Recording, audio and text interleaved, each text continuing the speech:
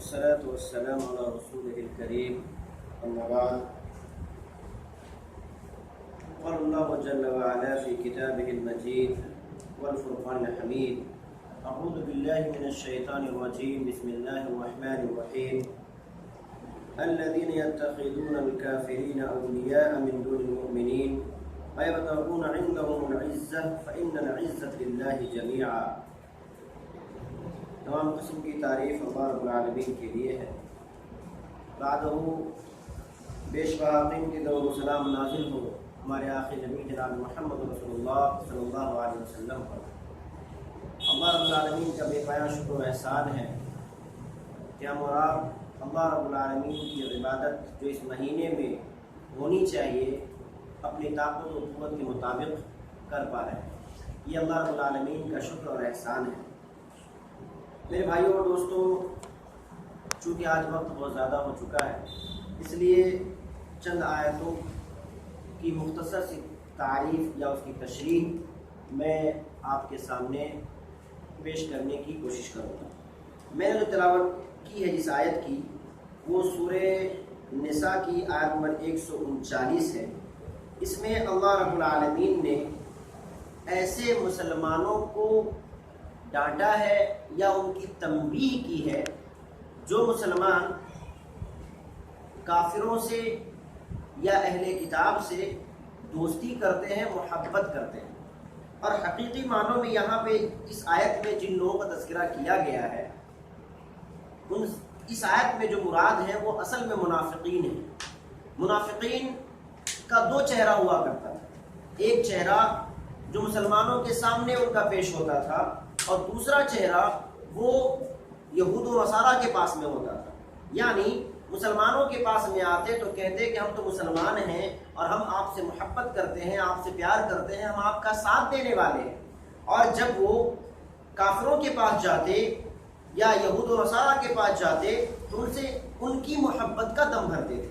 جیسا کہ اللہ رب العالمین نے سورہ بقرہ کے اندر میں شروع کی آیتوں میں آیت نمبر 11 میں اللہ نے ارشاد فرمایا کہ جب آپ ان سے ملیں گے وَإِذَا لَقُوا الَّذِينَ آمَنُوا قَالُوا آمَنَّا وَإِذَا خَلَوْا إِلَى شَيَاطِينِهِمْ قَالُوا إِنَّا مَعَكُمْ وَإِنَّمَا نَحْنُ مُسْتَهْزِئُونَ. جب آپ ان سے ملیں گے، جب وہ اہل ایمان سے ملتے ہیں تو کہتے ہیں کہ ہم ایمان لائے، ہم مسلمان ہیں.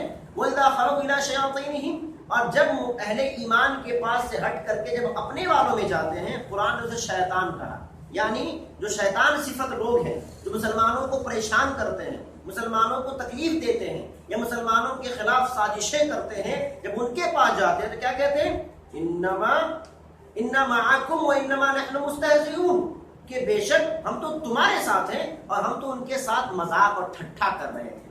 اللہ رب العالمین نے اس کی تردید کی، کہا کہ مذاق تم اہل ایمان کے ساتھ نہیں کر رہے ہو بلکہ تم خود اپنا مذاق اڑا رہے ہو. تو میرے بھائیو اور دوستو، یہ ایسے منافقین کی بات ہو رہی ہے. اللہ رب العالمین نے یہاں پہ صاف واضح کہا کہ یہ لوگ جو منافقین کے صفت کے جو لوگ ہیں، یہ جو اہل کتاب کے پاس جاتے ہیں تو کیوں جاتے ہیں؟ یہ اس لیے جاتے ہیں کہ ان کے پاس انہیں عزت ملے، ان کے پاس انہیں عزت دی جائے اور ان کا مقام مرتبہ اونچا ہو جائے ان کی نگاہوں میں. کن کی نگاہوں میں؟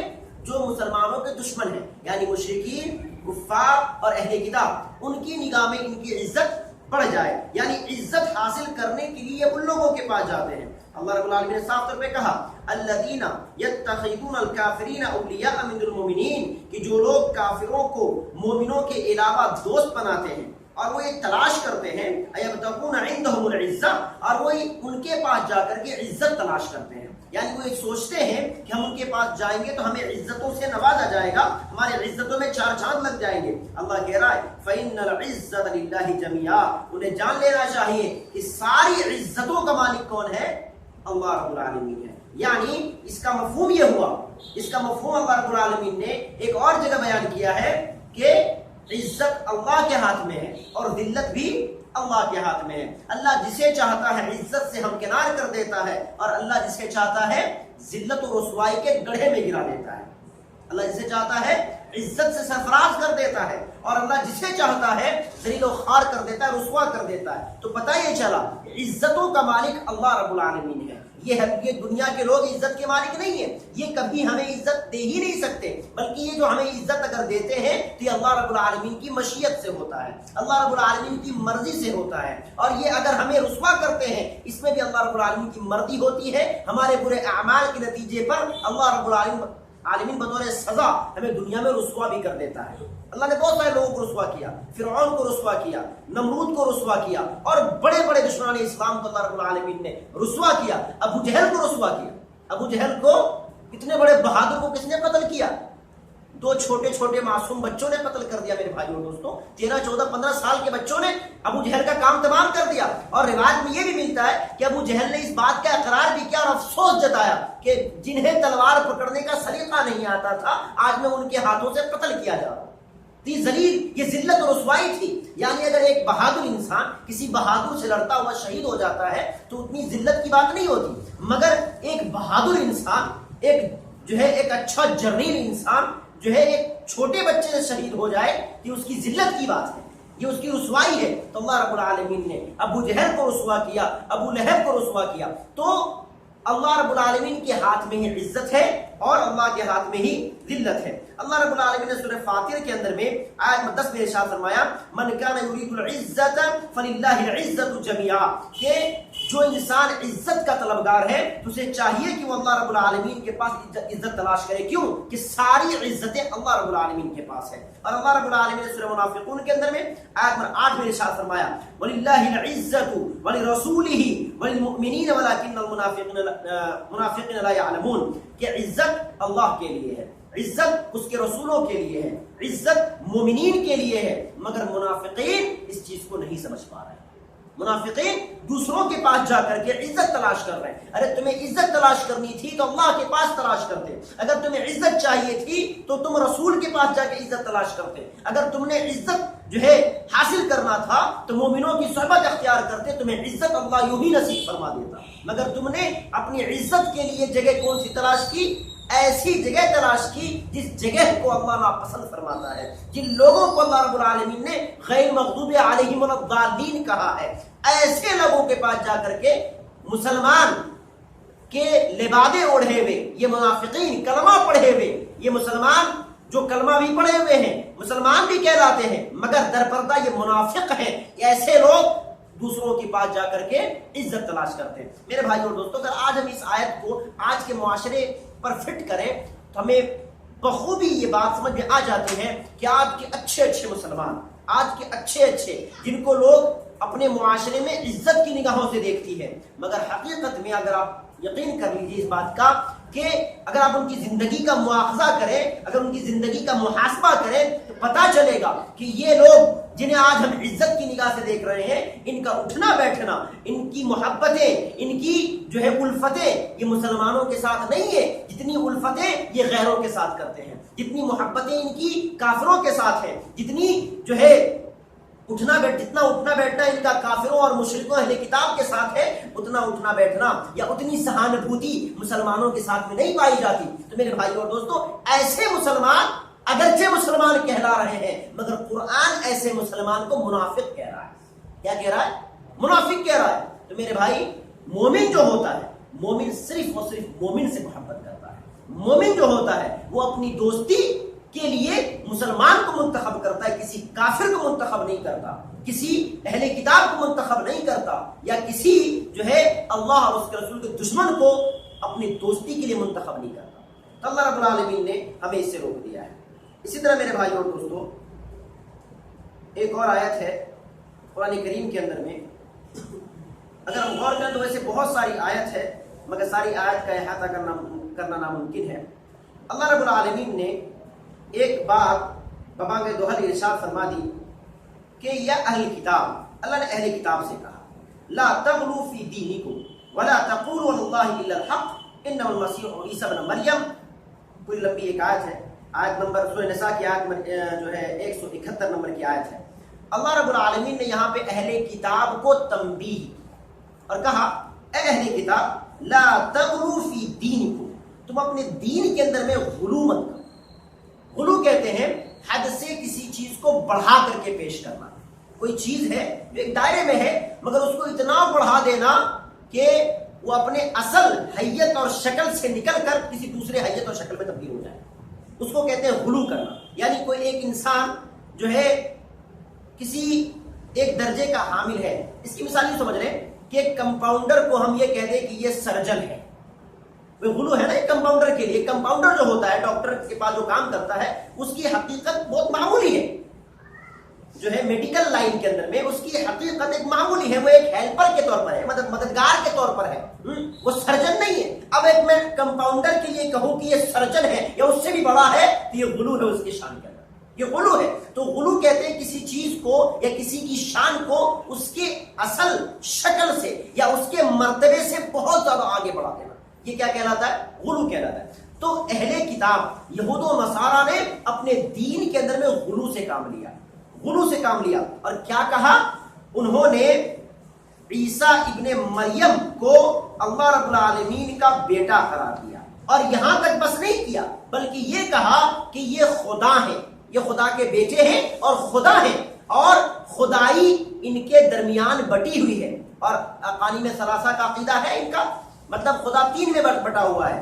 اللہ بھی خدا ہے، اللہ ہے، اور حضرت عیسیٰ بھی اللہ ہے، اور ان کی والدہ حضرت مریم جو ہے علیہ السلام بھی خدا ہے. یہ عقیدہ ہے عیسائیوں کا. تو انہوں نے غلو سے کام لیا. جو چیزیں اللہ نے نہ بتلائی تھی اور اللہ کے نبی حضرت خود عیسیٰ علیہ السلام نے جس کی خبر نہیں دی تھی، ان لوگوں نے ان چیزوں کو رواج دیا جس کا کوئی ثبوت نہیں تھا اور جس کی کوئی حقیقت نہیں تھی. دین میں غلو کیا ان لوگوں نے. تو اللہ رب العالمین نے انہیں دین میں غلو کرنے سے منع فرما دیا. اب کوئی تشریح بیان کی کہ عیسیٰ علیہ السلام جو ہے یہ اللہ رب العالمین کی طرف سے جو ہے بھیجی ہوئی یا القاء کی ہوئی ایک روح ہے اور کلمہ ہے. فآمنوا باللہ ورسولہ، بس تم ایمان لاؤ اللہ رب العالمین پر اور اس کے رسول پر. ولا تقولوا ثلاثۃ، اور تم اقانیم ثلاثہ کا عقیدہ مت رکھو. انتہوا خیر لکم، اس سے باز رہو، یہی تمہارے لیے بہتر ہے. انما اللہ الہ واحد، بے شک اللہ رب العالمین جو ہے وہ الہ واحد ہے. سبحانہ ان یکون لہ ولد، اور اللہ اس بات سے پاک ہے کہ اس کے لیے کوئی اولاد ہے. لہ ما فی السماوات و ما فی الارض، اور اللہ رب العالمین کے لیے زمین و آسمان ہے اور جو کچھ بھی اس کے درمیان ہے وہ اللہ رب العالمین کے لیے ہے. وکفی باللہ وکیلا، اور اللہ رب العالمین ہی بہتر کارساز ہے. تو میرے بھائیو دوستو، اللہ رب العالمین نے غلو کرنے سے منع کیا دین کے اندر میں. اگرچہ یہ بات ہو رہی ہے عیسیٰ علیہ السلام کے پیروکار کے لیے، مگر اس آیت کا حکم جو ہے عام ہے تمام لوگوں کے لیے. جو ہے یہ آیت تمام لوگوں کو شامل حال ہے. آج افسوس کی بات ہے کہ آج امت محمدیہ بھی غلو کا شکار ہو گئی اپنے دین کے اندر میں. ان لوگوں نے بھی کیا کیا؟ اپنے علماء کو، اپنے ولیوں کو، اپنے اماموں کو، کبھی اگر آپ ان کی باتیں سنیں، ان کے واقعات کو پڑھیں تو آپ کو لگے گا پڑھ کر کے کہ یہ تو انبیاء سے بھی آگے ہیں. اور کبھی کبھی تو ایسا لگتا ہے کہ یہ خدا جو ہے معاذ اللہ، آپ کو پتا ہے ان کا عقیدہ، وہی جو مستوی اشتا خدا ہو کر ادھر پڑا ہے مدینے مصطفیٰ ہو کر، یہ عقیدہ ہے ان کا معاذ اللہ. عیسیٰ علیہ السلام کے ماننے والوں نے کیا کیا؟ عیسیٰ علیہ السلام کو اللہ کا بیٹا بنا دیا. اور امت محمدیہ کے ماننے والے کچھ لوگوں نے عیسائیوں کو تو بہت پیچھے چھوڑ دیا. کیا کہا؟ وہی جو مستوی رشتہ خدا ہو کر، عیسائیوں نے تو بیٹا بنایا اور ہم امت محمدیہ کے لوگوں نے تو محمد رسول اللہ کو خود اللہ ہی بنا دیا. بنایا نہیں اللہ. آپ اگر ان کی کتابیں پڑھیں آپ کو معلوم ہوگا کہ ان کا عقیدہ ہے کہ اللہ رب العالمین جو ہے وہی محمد کی شکل میں دنیا میں آ گئے تھے. اور آپ مشہور معروف عالم جو ہے طاہر القادری کا بیان آپ سنیں، سورہ نجم کی تفسیر ان کی سنیں، آپ کو معلوم ہوگا. یہ جو تفسیر بیان کرتے ہیں، ثم دنا فتدلی کی تفسیر بیان کرتے ہوئے کہتے ہیں کہ معراج میں اللہ رب العالمین نے اپنے نبی جناب محمد رسول اللہ کو اپنے پاس بلایا. اور جب اللہ کے نبی جب اللہ کے پاس گئے، مختصر میں بیان کر رہا ہوں، اس نے بڑی تفصیل سے بیان کیا ہے کہ پہلے آسمان پہ گئے تو بشریت کا چولہا اتارا، دوسرے آسمان پہ گئے نورانیت کا چولہا اتارا، پھر اللہ رب العالمین استقبال کے لیے کھڑا ہے، اللہ رب العالمین سے اللہ کے نبی گلے ملے، جبکہ کہیں ایسی تحقیق نہیں ملتی، نہ کوئی حدیث ملتی ہے میرے بھائیوں دوستوں۔ پھر کہتے ہیں اللہ تعالیٰ اے اللہ کے نبی آپ آگے چلیے، دروازہ تھا، اللہ کہہ رہا ہے اللہ کے نبی کو آگے آپ چلیے، اللہ کے نبی اللہ سے کہہ رہے نہیں آپ پہلے چلیے، اللہ کہتا ہے آپ میرے مہمان ہیں پہلے آپ چلیے۔ اللہ کے نبی جیسے دروازے کے اندر گھسے، اللہ رب العالمین نے دروازہ بند کر دیا۔ اب پھر وہاں پر سوال کرتے ہیں عوام سے، جو عوام بیٹھی ہوئی ہے ان کے بیان کو سننے کے لیے، ان سے سوال کرتے ہیں کہ لوگوں بتاؤ جب اللہ رب العالمین نے اللہ کے نبی کو دروازے کے اندر بند کر دیا تو واپس دنیا میں کون آیا؟ باہر کون تھا؟ کون تھا باہر؟ اللہ رب العالمین۔ تو واپس کون آیا دنیا میں؟ اللہ رب العالمین۔ پھر وہاں پہ شعر کہتے ہیں وہی جو مستوی عرش تھا خدا ہو کر اتر پڑا ہے مدینے میں مصطفیٰ ہو کر۔ معاذ اللہ، اگر یہ عقیدہ صحیح مان لیا جائے، معراج جنگ بدر سے پہلے ہوئی تھی، معراج جنگ احد سے پہلے ہوئی تھی، معراج جنگ خندق سے پہلے ہوئی تھی، معراج اللہ کے نبی صلی اللہ علیہ وسلم نے جو یہودیہ کی دعوت کھائی تھی اور آپ کو زہر دیا گیا تھا، یہ معراج اس واقعے سے پہلے ہوا تھا۔ میرے بھائیوں دوستوں تصور کیجئے 70 صحابہ کو شہید کیا جا رہا ہے، اللہ کے نبی بھیج رہے ہیں، اور یہ اللہ کے نبی نہیں بھیج رہے ہیں، اس عقیدے کے مطابق کون بھیج رہا ہے؟ اللہ بھیج رہا ہے۔ معاذ اللہ، اللہ رب العالمین کے 70 صحابہ کو شہید ہونے کے لیے بھیج رہے تھے؟ جنگ بدر کے اندر میں صحابہ شہید ہو رہے، اللہ موجود ہے اور صحابہ شہید ہو رہے، اور معاذ اللہ دعا کر رہے ہیں کیا؟ اللہ دعا کر رہے ہیں کیا؟ ان تہلک هذه العصابہ لن تعبد بعدہ، اے اللہ اگر آج کی یہ جماعت ہلاک ہو گئی تو روئے زمین پر تیرا نام لینے والا نہ بچے گا۔ ارے اوپر تو محمد رسول اللہ ہے نا دروازے کے اندر، مدینے میں تو اللہ آیا ہے، پھر اللہ کس اللہ سے دعا کر رہا ہے؟ کتنی خرابی لازم آ رہی ہے میرے بھائیوں اور دوستوں، کتنی خرابی، تصور کر کے دیکھیے کتنی خرابی لازم آ رہی ہے۔ یہ عقیدہ ہے۔ آج اللہ رب العالمین نے منع کیا تھا کہ تم اپنے دین میں غلو مت کرنا، عیسائیوں سے کہا، مگر آج امت محمدیہ ان سے کہیں زیادہ آگے بڑھ چکی ہے اور غلو کر رہی ہے دین کے اندر میں۔ آپ نے کبھی نعت سنا ہے اللہ کے نبی کی شان میں؟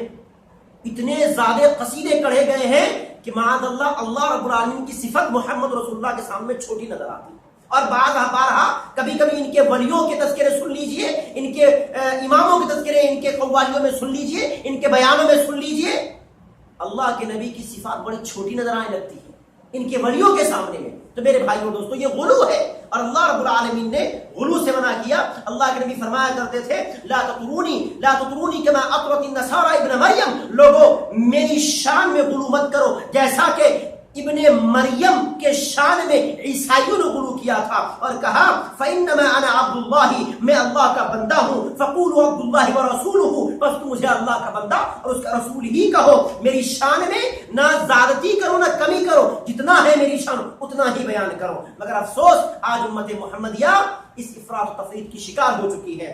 جس چیز سے اللہ نے روکا تھا، جس چیز سے نبی نے روکا تھا، آج ہم اور آپ اسی چیز کے شکار ہو چکے ہیں۔ صحیح بخاری کی روایت ہے، حدیث نمبر 3445 نمبر کی حدیث ہے، اور اللہ کے نبی صلی اللہ علیہ وسلم نے ایک بڑی پیاری بات ارشاد فرمائی تھی۔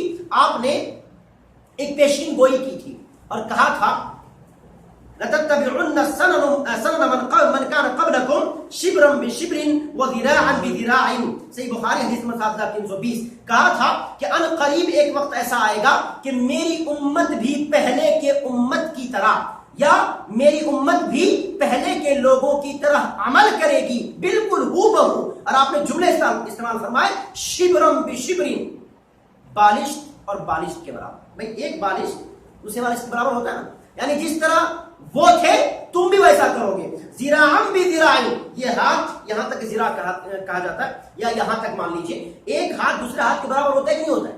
تو کہا جس طرح ایک ہاتھ دوسرے ہاتھ کے برابر ہے اسی طرح ان کے عمل کرنے کی طرح تم بھی عمل کرو گے۔ میرے بھائی اللہ کے نبی کی پیشن گوئی بالکل حرف بہ حرف بالکل صحیح ثابت ہوئی ہے کہ جس طریقے سے عیسیٰ علیہ السلام کے ماننے والوں نے اپنے دین کے اندر میں غلو کیا، اور عیسیٰ علیہ السلام کے ماننے والے جو اچھے لوگ تھے ان کی شان میں اتنے لمبے لمبے قصیدے پڑھے اور ان کی شان میں غلو کیا، آج امت محمدیہ کے ماننے والے بھی اللہ کے نبی کی شان میں غلو کرتے ہیں، دین محمدی میں غلو کرتے ہیں، اور جناب محمد رسول اللہ صلی اللہ علیہ وسلم کے جو بہترین ماننے والے لوگ ہیں، جو متقی لوگ تھے، ان کے شان میں بھی غلو کرتے ہیں.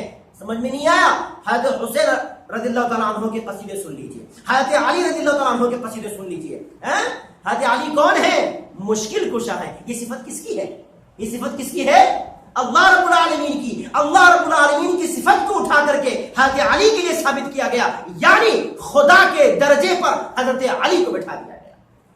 جو کام عیسائیوں نے کیا تھا وہی کام آج امت محمدیہ کر رہی ہے. اللہ کے نبی صلی اللہ علیہ وسلم کی پیشن گوئی حرف بہ حرف صحیح ہو رہی. میرے بھائیوں دوستو, ہمیں چاہیے کہ ایسے باطل عقیدے سے ہم توبہ کریں اور اللہ رب العالمین کی پناہ مانگیں.